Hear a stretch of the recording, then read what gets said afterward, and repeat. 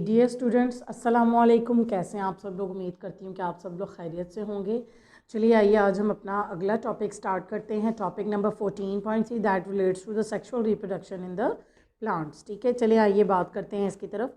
Sexual reproduction involves the production of the gametes. इसमें हमने 9th class में भी जब बात की थी, या इस चैप्टर को स्टार्ट जब हमने किया था तब भी हमने इस बारे में पढ़ा था कि रिप्रोडक्शन जो है इसकी बेसिकली दो टाइप्स होती हैं। एक को सेक्सुअल कहते हैं और दूसरे को ए सेक्शुअल रिप्रोडक्शन कहते हैं। ठीक है, और ए सेक्शुअल रिप्रोडक्शन के अंदर मैंने बताया था कि ओनली वन पेरेंट इन्वॉल्व होता है। ठीक है, और उसी से आगे नेक्स्ट जनरेशन जो है चलती है, और उसके बहुत सारे मेथड्स जो हैं वो हमने पीछे पढ़ भी लिए हैं। ठीक है, जो कि हमने बहुत सारे जो हैं यूनिसेलुलर एनिमल्स उनके अंदर हमने उसको देखा। ठीक है, आगे हम बात करते हैं सेक्शुअल रिप्रोडक्शन की। इसमें क्या होगा? Sexual reproduction involves the reproduction of the gametes. इसमें क्या होता है? गैमीट्स बनते हैं जिनको आप स्पर्म्स एंड एग सेल्स कहते हैं, और इनकी फ्यूजन के बाद क्या होती है? Fertilisation, and their fusion that is fertilisation. ठीक, gametes are produce in the special structures in the plant body. Gametes plant body के अंदर स्पेशल स्ट्रक्चर्स होते हैं जहाँ पे बनते हैं। ठीक है, मेजर प्लांट ग्रुप्स जो इस प्रोसेस से गुजरते हैं या जिनके अंदर सेक्सुअल रिप्रोडक्शन का प्रोसेस होता है, these includes the mosses, ferns and seed plants. ठीक है, the seed plants include gymnosperms and angiosperms. ठीक है, ये जिम्नोस्पर्म विदाउट दोनों जो हैं ये क्या है? फ्लावरिंग प्लांट्स में आते हैं, जिम्नोस्पर्म्स एंड एंजियोस्पर्म्स। ठीक है, तो फ्लावर बेयरिंग प्लांट जो हैं, ठीक है, these are gymnosperms and angiosperms. इनके अंदर भी क्या होता है? सेक्सुअल रिप्रोडक्शन का मेथड जो है उसको फॉलो किया जाता है। ठीक है, plant groups use different methods for bringing the sperm and egg cells together. ठीक है, प्लांट सेल्स जो होते हैं वो प्लांट के जो ग्रुप्स हैं मतलब किस्म के, ये मतलब किस्म के मेथड्स को यूज़ करते हैं जिसके ज़रिए से क्या होता है कि जो स्पर्म्स और एग्स हैं वो इकट्ठे होते हैं। ठीक है, उसके बाद नेक्स्ट हम बात करते हैं मॉसेस के हवाले से। In mosses and ferns sperms are motile. Motile का मतलब क्या है बेटा? मोटाइल का मतलब होता है जो एक जगह छोड़कर दूसरी जगह चला जाता है, यानी कि ऐसा स्पर्म दैट इज़ मूवेबल, उसको हम क्या कहेंगे? मोटाइल कहेंगे। ठीक है, motile and can swim to the egg. वो क्या करता है? मोटाइल होता है, मूवेबल होता है, और जाके खुद ही क्या करता है? एग के पास चला जाता है जहाँ पर एग मौजूद हो। Therefore, these plants requires water in the form of dew or rain। और इसीलिए इनको क्या होता है? ज़रूरत होती है, ज़ाहिर है वो मीडियम भी तो चाहिए ना जिसमें वो स्विम करे। ठीक है, तो वो मीडियम यहाँ पर क्या बताया जा रहा है? वाटर होता है, और वो यहाँ तो ड्यू से वो ले सकते हैं उसको, यहाँ पे रेन से। ठीक है, for the sexual reproduction. On the other hand, दूसरी तरफ gymnosperms and angiosperms have special method for carrying their sperms to the egg. They do not need water for the production. उनको क्या होता है?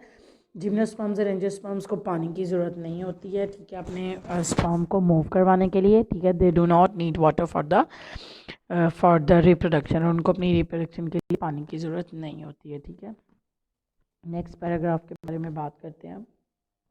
इन the life cycles of the plant पौधों के life cycle के दौरान two different generations alternate with each other.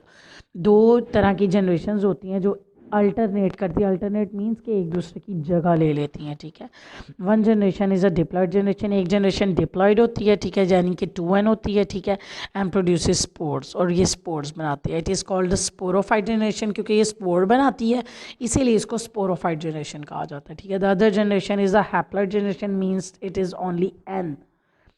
ठीक, और ये n जनरेशन जो होती है दिस प्रोड्यूसेस द गेमीट्स। ठीक है, so this generation is called as the gametophyte generation. ठीक, इस तरह से क्या होता है कि ये फिनोमेना चलता रहता है। ठीक है, जिसमें स्पोरोफाइट जनरेशन से गेमीटोफाइट जनरेशन बनती है, और गेमीटोफाइट जनरेशन जो होती है वो अल्टरनेट करती है स्पोरोफाइट जनरेशन को। ठीक है, तो ये प्रोसेस जो होता है इस प्रोसेस को हम क्या कहते हैं? अल्टरनेशन ऑफ जनरेशन, क्योंकि दोनों जनरेशन आपस में क्या करेंगे? अल्टरनेट विद ईच अदर हो रही हैं। ठीक है, यानी कि एक दूसरे की जगह ले रही हैं, अल्टरनेट कर रही हैं एक दूसरे के साथ। तो इसीलिए इस लाइफ साइकिल को अल्टरनेशन ऑफ जनरेशन कहा जाता है। Let's move towards the next paragraph. In most plants sporophyte generation is dominant. ज़्यादातर क्या होता है, बहुत सारे पौधों में स्पोरोफाइट जनरेशन ही डोमिनेंट होती है. ठीक है. It means that it is a big in size and is independent. इसका मतलब क्या है कि वो बिग इन साइज़ है, बड़ी है साइज़ में, और इंडिपेंडेंट है, उसको किसी दूसरे के ऊपर डिपेंड करने की ज़रूरत नहीं है. ठीक है. Sporophyte produces haploid spores bye meiosis. Sporophyte क्या करता है, हैप्लॉइड स्पोर्स बनाता है by the meiosis. The spores develop into gametophyte. ये स्पोर्स जो होते हैं गेमीटोफाइट बनाते हैं. गेमीटोफाइट जो होता है वो स्मॉल इन साइज होता है और वो डिपेंड करता है किसके ऊपर, स्पोरोफाइट पे. It produces gametes by mitosis. और ये क्या करता है, माइटोसिस के ज़रिए से गेमीट्स बनाता है. ऊपर फ़र्क वाजे देख लिया आपने कि स्पोर्स जो होते हैं वो मियोसिस के प्रोसेस से बनते हैं और गेमीट्स जो हैं ये माइटोसिस के प्रोसेस से बनते हैं. ठीक है. The male and female gametes fused and form diploid zygote.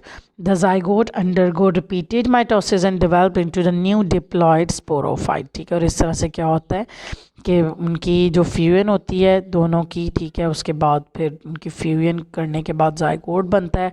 और जाइगोट के अंदर दोबारा रिपीटेड डिवीजन्स जब होती हैं तो उसमें फिर क्या होता है, डिप्लॉइड स्पोरोफाइट बन जाता है. ठीक है. Let's consider the diagram. सबसे पहले यहाँ पर हम देखते हैं एक स्पोरोफाइट जनरेशन है.